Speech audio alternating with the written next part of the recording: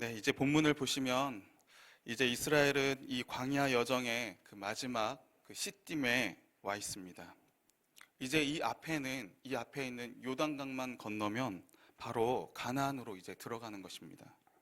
이제 보름이면 갈 수 있는 이 광야 거리를 40년이라고 하는 너무나도 긴 세월 동안 이 광야에서 보냈습니다. 이제 이 마지막 가나안을 건너면, 이 요단강을 건너면 가나안 땅으로 들어가게 되는 이러한 순간 앞에서 우리는 이 이스라엘이 40년 동안 광야 생활을 어떻게 해왔는지를 한번 돌아볼 필요가 있습니다. 우리는 이 약속의 땅 가나안으로 들어가기 전 이 광야 생활을 흔히들 우리가 이 천국에 이르기 전 이 땅에서의 삶으로 우리가 바라보고 있습니다. 성도가 광야 생활, 이 땅에서의 그 성도로서의 삶이 있다라는 거예요. 어떻게 우리가 성도로서 그 거룩을 유지하면서 살아갈 것인가? 이스라엘은 시내산에서 이 성막을 봉헌했고 그 가운데 결단 가운데 하나님께 예물을 드렸습니다. 그리고 하나님은 그들의 그 자발적인 모습이라고 했었죠. 그 믿음의 모습을 받아주셨어요. 하지만 이들의 이 결단의 모습은 광야로 들어가는 순간 철저하게 무너졌다라는 것입니다. 광야 속에서 이 땅 가운데 성도의 삶의 속에서 그저 죄만 지으며 하나님의 앞에 결단했지만 무너지는 그들의 모습을 보여준다라는 것이죠. 그들이 지었던 죄의 모습을 한번 생각해 보시기 바랍니다. 미리암과 아론, 모세에게 있어서 자기가 모세보다 더 나이가 많고 자기가 모세보다 형 누나인데도 불구하고 그가 가지고 있는 권위에 대해서 물어보는 거죠. 도전하는 것이죠. 후에 나오는 고핫 자손들 역시 마찬가지였습니다. 왜 너만 그 자리에 있느냐? 왜 너만 하나님의 음성을 듣고 백성들을 인도하느냐라는 거예요. 무슨 자격으로? 무엇이 더 대단하길래? 이것이 무슨 문제입니까? 권위, 권력의 문제라는 거예요. 이후에 정탐꾼을 보냈던 사건은 또 무슨 문제가 있었습니까? 네피림의 후손이었던 아낙 자손들, 거인들이었습니다. 힘이 센 사람들이었어요. 그들의 힘에, 이 세상이 가지고 있는 그 힘에 두려워하는 것입니다. 다시 이야기하면 그들 역시도, 그 두려워했던 이스라엘 역시도 이 힘의 논리에, 이 세상의 논리가 맞다라는 거예요. 그 가운데 이 힘이 있으면 우리가 이 땅 가운데서 살아갈 수 있다라고 하는 이 세상의 양육가식의 논리에 그들 역시도 있었다라는 것입니다. 이후에 발람, 이방인이었습니다.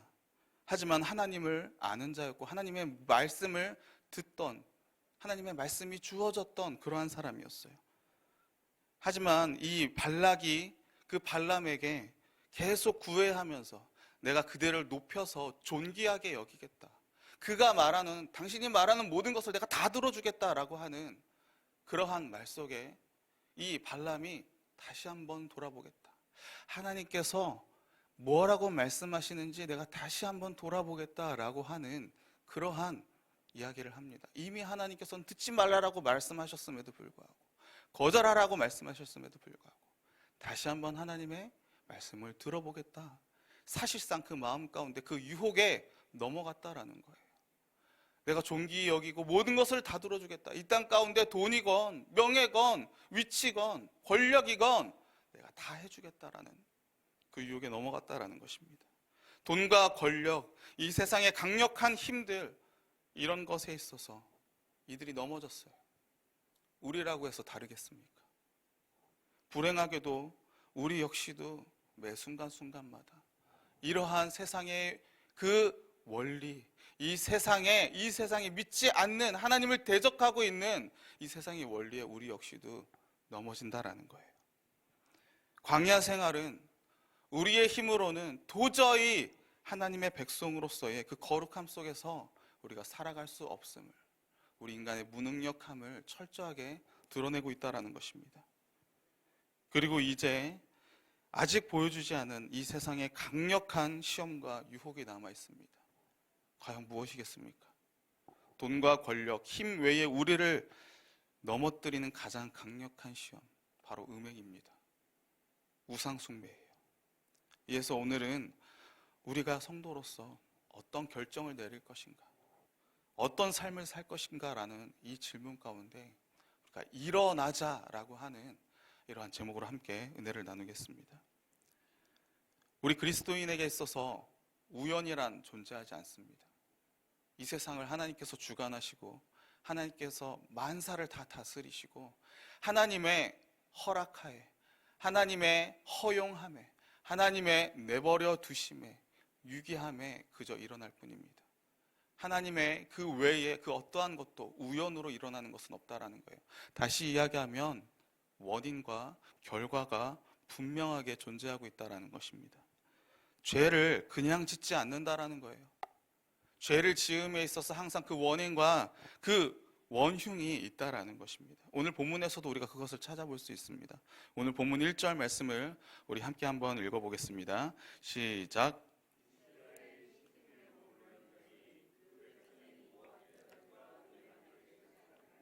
아멘.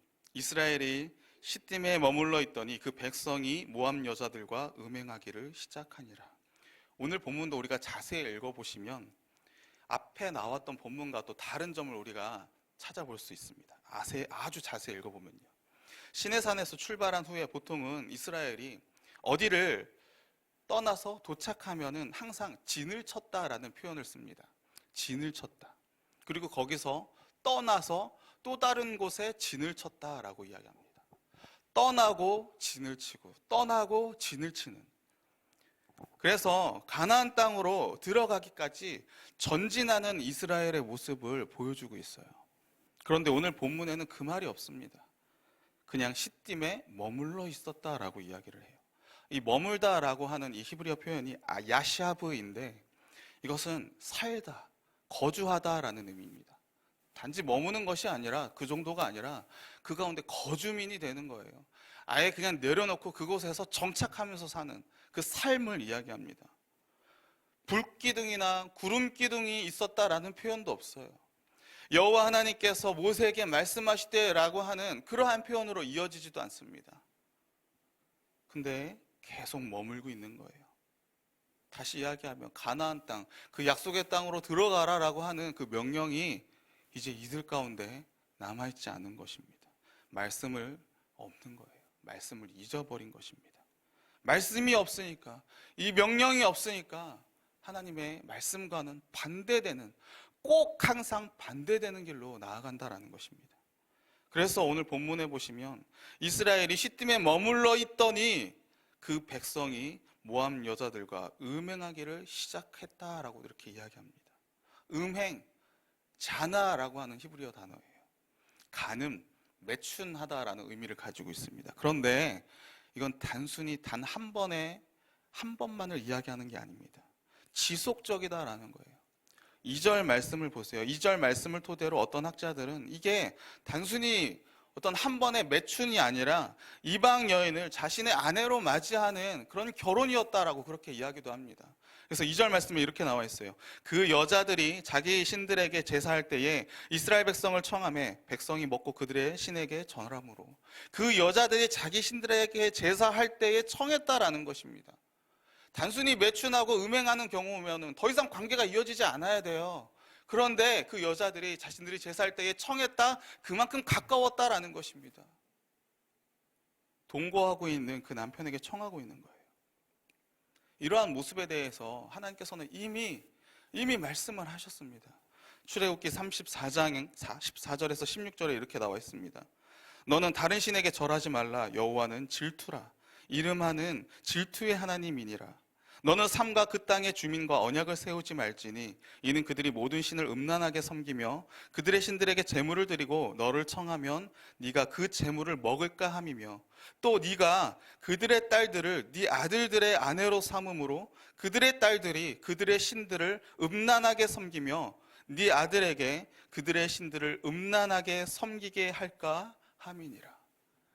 이미 하나님께서 그 금송아지를 섬기고 있는 그 이스라엘 백성한테 화를 내시면서 그 가운데 이미 말씀하셨어. 너네가 나중에 가나안 땅에 들어가게 되면은 그들의 딸과 결코 그들의 딸을 그들과 결혼하지 말라는 거예요. 우상 숭배하게 된다는 것입니다. 분명히 말씀하셨지만 이 하나님의 말씀이 지금 이 백성 가운데 없는 것입니다. 잊어버린 거예요. 그러기에 머물고 있는 것이고요. 그러기에 이방신에게 절하고 있는 것입니다. 그리고 그 결과의 모습을 3절에서 이렇게 이야기합니다. 이스라엘이 바알 부올에게 가담한지라. 가담했다라고 하는 이 단어가 묵다라는 거예요. 결합했다라는 것입니다. 수동태로 되어 있습니다. 하나님의 말씀을 잊어버리고 그들 가운데 이 하나님의 말씀이 없기에 반대되는 모습으로 나아가고 그것을 자기들이 능동적으로 주체적으로 지속하면 하는 그런 모습 가운데 결국에는 결합되어 버린 모습으로, 이방신과 이스라엘이 결합된 모습으로 그렇게 결합된 상태가 되었다라는 것입니다. 그러기에 하나님은 당연히 이들에게 진노하실 수밖에 없는 거예요. 당연히 이들에게 심판을 내릴 수밖에 없는 것입니다. 그리고 심지어 이 상태는 단순한 한두 명의 문제가 아니었습니다. 만연했어요. 오늘 9절 말씀해 보시면 이렇게 나와 있습니다. 그 연병으로 죽은 자가 24,000명이었더라. 앞에서 고라 자손이 반역했을 때, 그 하나님의 권위에 도전했을 때 그때 죽은 사람도 14,000명이었습니다. 근데 이보다도 훨씬 더 심각한 거예요. 훨씬 더 큰 죄였던 것입니다. 훨씬 더 만연했던 거예요. 그리고 그들뿐만 아니었습니다. 그들의 이후에 나오는 이 비느하스가 찔러 죽인 자, 시므리라고 하는 자는 시므온 조상의 지도자였습니다. 지도자가 그런 짓을 하고 있는 거예요. 백성들을 책임지고 하나님의 말씀을 전하고 하나님이 원하는 그 거룩한 삶을 살도록 백성들을 이끌고 그 가운데 책임져야 될 자가 먼저 나서서 그 앞에서 그 음행을 행하고 있다라는 거예요. 말씀하셨음에도 불구하고 어리석게도 잊어버린 이들의 모습이 이들이 그냥 바보라서 그랬을까요? 우리는 아니겠습니까? 말씀이 있어도 읽지 않는 세대, 예배가 있어도 예배를 드리지 않는 세대, 지금 세대와 다릅니까? 말씀을 읽자고, 말씀을 쓰자고, 말씀을 묵상하자고 아무리 외치고 외쳐도 삶이 바쁘다고, 생활이 바쁘다고, 피곤하다고, 그럴 시간이 없다고, 이 땅 가운데, 이 세상 가운데 우리가 탑승해서 여기에 살아가기도 바쁘다고 하죠. 우리들의 모습은 아니겠습니까? 하나님의 말씀이 있지만 그 마음 가운데 말씀이 없는 거예요. 이들과 우리가 다르지 않다라는 것입니다. 실패하는 삶인 거죠. 그런데 너무나도 다행히 하나님은 만연했음에도 불구하고 그 가운데 소수의 그 남은 자를 우리 가운데 보여주십니다. 출애굽기에 그 금송아지 사건 때에 레위인들이 있었죠. 정탐꾼의 사건 가운데에 단 2명 여호수아와 갈렙이 그 가운데 깨어있음을 보여줬습니다.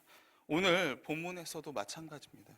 오늘 본문 7절과 8절 말씀 우리 함께 합독하도록 하겠습니다. 시작.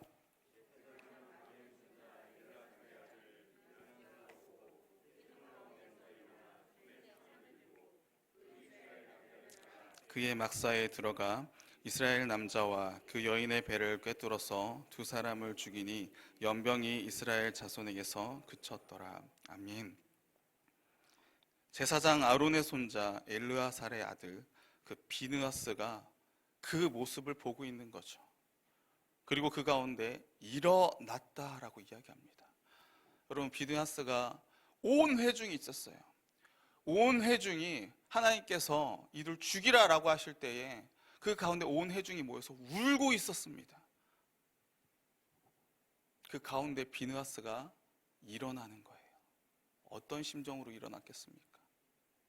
하나님은 그것을 이렇게 말씀하십니다. 11절 말씀에 제사장 아론의 손자 엘르아살의 아들 비느하스가 내 질투심으로 질투하여라고 이야기합니다. 내 질투심으로 질투하여. 하나님의 그 질투하시는 마음이 지금 이 비느하스의 마음 가운데 있었다라는 것입니다. 이 질투와 열심이라는 단어예요. 죄와는 결코 함께할 수 없다, 반드시 제거해야 된다라고 하는 이 하나님의 거룩하심 가운데 나오는 이 하나님의 공의가, 그리고 동시에 이 백성을 내가 이방인에게 결합된 상태로 내가 이대로 냅둘 수 없다라고 하는 이 백성들을 향한 하나님의 사랑하심이 이 비느하스의 마음 가운데 꽂혀 있는 것입니다. 하나님의 마음이 그 가운데 있는 거예요. 그것을 비느하스가 알고 있는 것이고, 그러기에 그분 가운데 거룩한 의분이 생겨난 것입니다. 모세를 비롯한 모든 이스라엘이 회막하면서 울며 다 있는 와중에도, 수백만 명이 그 안에 있는 와중에도 혼자서 일어나는 거예요. 그리고 그 시므리가 지도자임에도 불구하고 가서 찌르는 것입니다. 미디안 여자 고스비가 미드안의 그 한 가문의 수장딸이었음에도 불구하고, 세상의 권력자였음에도 불구하고 가서 찌르는 거예요. 세상의 돈과 권력과 힘을 가진 자라고 해도 거기에 대항하며 찌른 것입니다. 세상에 대항하는 거예요. 앞에서 많은 이들이 넘어졌지만 하나님의 마음을 가진 그 소수의 사람들은 대항한다라는 것입니다. 여러분에게 물어보겠습니다. 죄를 끊어낼 용기가 있으십니까? 세상의 그 거대한 힘에 맞설 각오가 되어 있습니까? 다시 말하지만 우리의 힘으로는 될 수 없습니다. 하나님의 마음이, 하나님의 말씀이 우리 가운데 있을 때에 우리가 좁은 문, 좁은 길로 들어갈 수 있는 것입니다. 하나님은 그러한 자들을 원하시는 거예요. 하나님은 그러한 자들을 쓰십니다. 하나님은 그러한 자들에게 오늘 본문에서와 같이 평화의 그 언약을 약속하시는 것입니다. 오늘 본문 12절과 13절 말씀입니다. 그러므로 말하라, 내가 그에게 내 평화의 언약을 주리니 그와 그의 후손에게 영원한 제사장 직분의 언약이라. 그가 그의 하나님을 위하여 질투하여 이스라엘 자손을 속죄하였음이라. 이 속죄했다라는 단어가 덮다라는 단어예요. 이스라엘의 그 죄를 이 질투하는 것으로 말미암아, 그 찌르는 것으로 말미암아, 그 죄를 없애는 것으로 말미암아 덮었다라는 것입니다. 누구의 사역입니까? 예수님의 그 속죄 사역이잖아요. 대속 사역이잖아요. 그것을 지금 표현하고 있는 거예요. 하나님의 나라에 참여함을 하나님께서 보여주시는 것입니다. 그러기에 사랑하는 성도 여러분, 우리가 이 비느하스의 삶을 살아야 될 줄로 믿습니다. 오늘 이 비느하스의 이 의분의 모습을 성경에서도 계속 반복합니다. 시편에서도 나오고요, 말라기에서도 나오고 있어요. 이 비느하스의 이 모습을 이야기하고 있습니다. 기억하는 거예요. 강조하는 것이죠. 이 삶을 살라라고 우리 가운데 반복적으로 말해주고 있는 것입니다. 그리고 하나님은 이 비느하스에게 약속하신 그 말씀을 지키십니다. 이후에 사사기를 지나면은 엘리 가문이 나오지 않습니까? 엘리 가문이 다 멸망해요. 그 가운데 이제 다윗과 그 솔로몬 시대의 사독 계열의 제사장이 나타납니다. 이 사독 계열이 이 비느하스의 후손들이에요. 그래서 하나님의 성전 가운데 계속 하나님의 그 제사를 감당하는 그러한 제사장 가문으로 이 비느하스의 후손들이 나오게 되는 것입니다. 하나님께서 너무나도 그 대속과 속죄의 그 구원의 사역 가운데 귀하게 쓰신다라는 것입니다. 사랑하는 성도 여러분, 오늘 하루의 삶 가운데에 저와 여러분의 마음 가운데 이 거룩한 의분이 우리 가운데 있기를 소원합니다. 그러기 위해선 하나님의 말씀밖에 없습니다. 하나님의 말씀밖에 없어요. 세상의 유혹에 넘어집니다. 하지만 우리 가운데 하나님의 마음이 있고 하나님의 말씀이 있기에 우리는 싸울 수 있습니다. 대항할 수 있습니다. 피 흘리기까지 우리가 싸워야 될 줄로 믿습니다. 그래서 하나님의 그 평화의 언약이 우리의 삶 가운데, 우리의 가정 가운데, 나의 삶 가운데 흘러넘치는 오늘 하루가 되기를 주님의 이름으로 축원합니다. 함께 기도하도록 하겠습니다. 사랑과 은혜가 풍성하신 하나님, 이 시간 말씀을 통해 다시 한번 깨닫게 해주심에 진심으로 감사합니다. 말씀 속에서 이 광야와 같은 세상 가운데 우리 그리스도인들이, 우리 성도가 살아야 할 바를 우리가 다시 한번 보게 됩니다. 주님, 우리의 힘으로는 도저히 할 수가 없습니다. 하나님의 마음이 우리 가운데 있지 않고서는 도저히 이 세상의 유혹과 시험을 우리가 이길 수 없음을 봅니다. 그러기에 주님 이 시간 간절히 기도합니다. 우리 가운데 하나님의 영, 그 성령 하나님 우리 가운데 충만케 하시고, 우리 안에 그 말씀이 있어서 그 말씀으로 예수님께서 그 시험을 이기셨던 것처럼 우리 역시도 그 예수님을 따라 하나님의 말씀 가운데 우리가 이길 수 있도록, 대항할 수 있도록, 그 가운데 우리가 일어날 수 있도록 주님 우리를 인도하여 주시옵소서. 그래서 하나님의 그 영원한 평화의 언약이 우리 가운데도 흘러 넘쳐서, 그리하여 우리로 인하여서 우리 가정이, 우리 직장이, 우리 교회 가운데에도 이 하나님의 평화의 언약이, 그 생명이, 구원하심이 넘칠 수 있도록 주님 우리를 사용하여 주시옵소서. 감사하며 존귀하신 예수님의 이름으로 기도드립니다. 아멘.